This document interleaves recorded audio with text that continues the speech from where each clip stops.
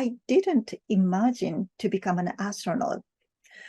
So it was when I was 15 years old, Japanese first three astronauts were selected. And then space shuttle launch was, on air on TV in Japan. So when I watched the space shuttle's launch, I was so thrilled. And I dreamed to becoming an astronaut. So if you see the Earth from space, Yeah.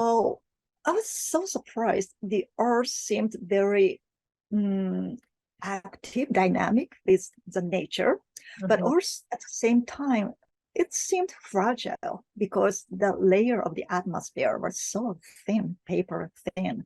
So very, dynamic, powerful, but at the same time, very fragile.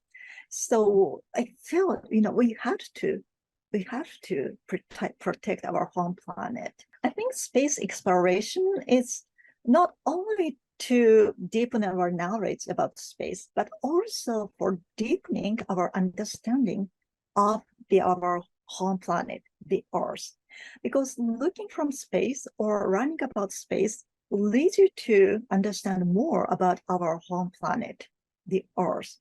So I would say space exploration will enhance our possibility to protect our home planet. Well, it's just breathtaking. It is only about 8 minutes and 30 seconds after the launch, and now then we reached space. Then we took turns to unfasten seatbelts, and then got closer to the window and saw the Earth from the window. Then at that time, I could see the Earth above my head. It depends on the posture of space shuttle and the location of the window. And I looked through the head window to the Earth. So the Earth looked above my head. So I was very surprised. I imagined, how high, I could be to look down the Earth, but it was opposite. I was below and the Earth appeared above. So I realized, oh, that was microgravity. There was no absolute up and down. And the Earth was shining in blue, reflecting the sunrise. And the blue ocean and white clouds were so dynamic. And I felt the strength of nature. And after 45 minutes later, that time, the Earth was in a shadow of the sun and became so dark. But instead, I could see lots of city lights. And now I realized, oh, the strength of human beings, our civilization.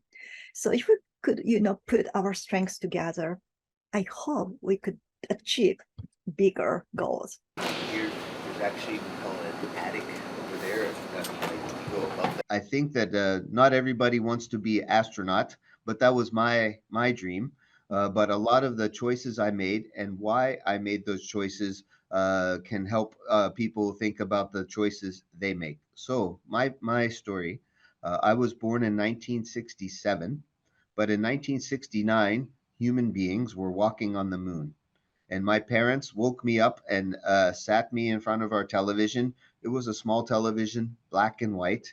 And I remember watching people walk on the moon, not just for the first mission, but for subsequent missions up until 1972. So I was watching people walk on the moon, and I was very young, but I thought, wow, that looks interesting. That looks fun.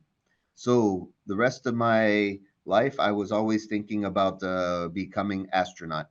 I learned how to read so that I could read more about space. So, can you imagine that you have this dream your whole life?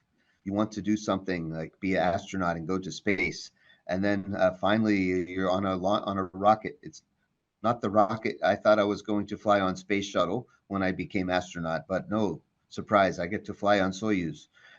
3, 2, 1, blast off, going into space, and then 9 minutes later, we're in space. And I looked out the window, and I'm very, like I said, calm person, but I could not breathe for 30 seconds. It was so emotionally exciting and wonderful to see our beautiful planet. from outside the window for the first time. And this is a feeling of a dream accomplishment coming true, but it was also a feeling that we have a beautiful planet. And so, English, we have this word breathtaking because it took my breath. I couldn't breathe because I was very excited. So, just take pictures. So, myself and my friend Yuri, we took pictures as best we can, and then it got dark. We went over the dark side of the planet. And I will tell you that then we couldn't take pictures anymore. So we said, Mission Control Center in Moscow, tell us what should we do now? They said, well, there's nothing you can do. So just sit back and enjoy the view. So we were going over the dark side of planet Earth.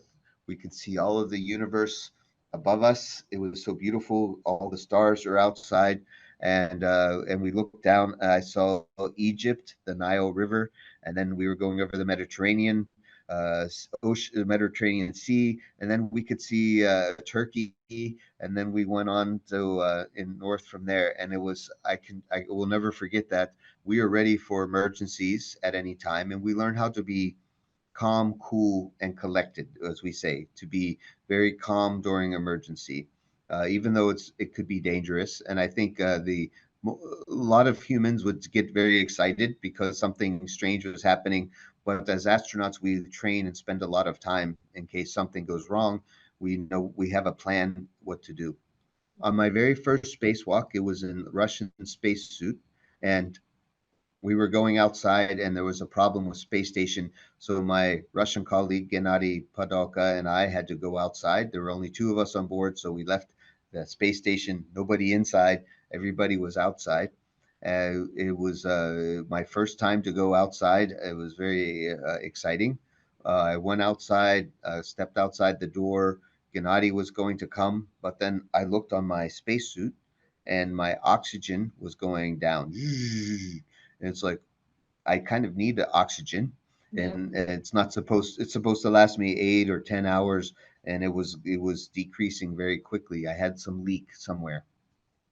So I did not panic or anything. It's like, well, I guess I checked my system. Everything looked okay. There was no cautions or warnings or lights or why this was happening.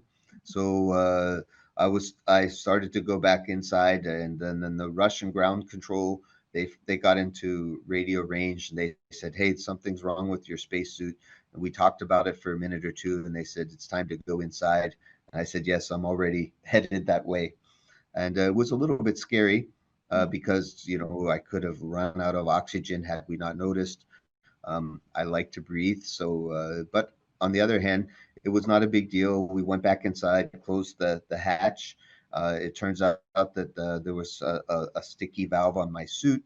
We fixed it, and a few days later, we went out and accomplished our mission.